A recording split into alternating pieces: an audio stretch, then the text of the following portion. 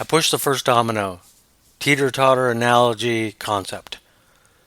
So I have a dear friend who was not a deer like as in reindeer or one that, like Bambi or nothing. I have a dear friend who was in a discussion with me one day, and we were talking together about the ups and downs in life. And this is actually what turned into this teeter totter analogy. Again, I didn't invent the wheel or this concept. You sometimes, like me, just need a reminder of shit we forget the longer we are here. Children, for some reason, are pretty pure, pretty awesome, and then as time goes, they're no longer children, and then they become adults, they become us, we forget stuff. They just have a better concept of the stuff that we're supposed to supposedly know and remember. So, picture this if you will. When I was a small child, I loved visiting the playground. It was a place that had amazing devices that were fun and educational at the same time. As a child, this place is designed for you by invisible people you'll probably never meet, the playground people. The playground people had included this one device that was so important to understand, and it was called the teeter totter. It was simple. You had fun, just like life can be. Now, if you don't know what a teeter totter is, I'll give you a second. You can Google it, DuckDuckGo it, however you want to do it. But I'll give you a basic description. It's this long plank that has an object in the middle of it that it balances on. Now, it involves two people, one on each side of the plank, and they go up and down, up and down. They do this together. The cool part of the ups and downs is they are such a representation of life. This device was a sneak peek of what was to come in my world. One day you're at the bottom while you see someone on the other end and they're up top. They're having fun, literally, and you're having fun because you did a second ago, but now not so much fun. The other one, they're up, they're high on life while you're down. And if you stay focused and patient, you'll find in a second that you will be up and you will be doing well while the other person is down. There are times after a while when the partner, maybe, might jump off the teeter totter while you're up. And then what happens to you? You come crashing down due to gravity and physics designed by our Creator. Now, sometimes the person writing on this metaphor of life with you looks just like you. Why is that? Because it is you. You often are on a teeter-totter with yourself in this journey. You may not know that, but sometimes you are. You see yourself having fun with the ups and downs. You might be teeter-tottering in a relationship, or with your career, your schooling, your self-worth, your belief system in something. Doesn't matter, but you need to understand that not every day is going to be your best day, as my wife Jamie likes to remind me often. This teeter-totter concept can get huge, or ginormous, as I like to say, if you want to take it that way. When do you in life need to better know yourself so you can deal with stuff on your own? All the time. You have to know yourself better than anyone else in the universe does. So when you're trying to deal with something in life, you have to decide then if you do it on your own or do you have someone you love and trust ride the teeter-totter with you. Maybe that day they're just helping you, or maybe that day you're helping them.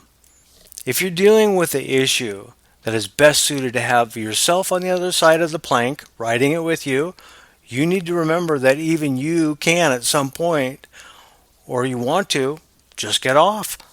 While the other you on the other side of the board tells you to stay on. Many people call this the inner you. Your inner you can tell you to ride the storm out. We still need to get some teeter-tottering done together. We can do this. I believe in my heart of hearts that we all have an inner spirit in each of us. Again, based on our terminology, it can be called many things. Based on religion, culture, or whatever, it doesn't really matter. If we all basically are calling it the same thing, 10 different people speaking 10 different languages are calling the thing in the room an elephant. So does it really matter what those people use for a word to describe this elephant? No, it doesn't. Thus the term the real elephant in the room. Again, this is tomato, tomato, you know what I'm saying. As a child, we seem to understand the teeter totter concept. As we get older in life, however, we forget what we knew as a child. Now think about that. Children understand much more than we give them credit for. The longer we live life, the more we forget. Children get so much more of life in the beginning, they get more of it, they understand more of it.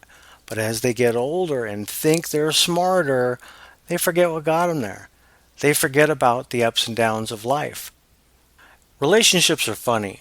When someone says, "We are a perfect couple," "We are in a 50-50 relationship on everything," my simple answer to that is this: bullshit. That sounds great in theory, but if you were truly 50-50, you wouldn't be moving. You'd be just standing still. You wouldn't have the excitement of life, the ups and the downs that go with it. Plus, if you want to believe you're in a 50-50 relationship, great. That just really means you have someone along with you in this journey and you're not alone. I get it. In reality, maybe today you want steak for dinner. Your partner in crime wants pizza. So you give them pizza tonight and they give you steak tomorrow. That can also be called a compromise. But it's still technically an up and down for you and them. Use the terminology that makes you feel better. It's all the same concept. There's nothing wrong with the ups and downs in life.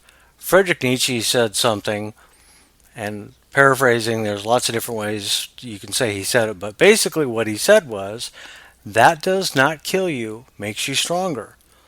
Nietzsche was talking about the Teeter Totter concept. I personally believe, in my humble opinion, the ride never stops going on. Some think that they've had enough fun, so they just want to get off the ride. Kind of like old people when they're just ready to go. Some want the ride to end when they think it's challenging. They don't want to stay on. You might call that a suicidal person. Even as I was getting ready to hit the record button on this for you, the potential listener, I remember we get to choose who we're on the teeter-totter with every day.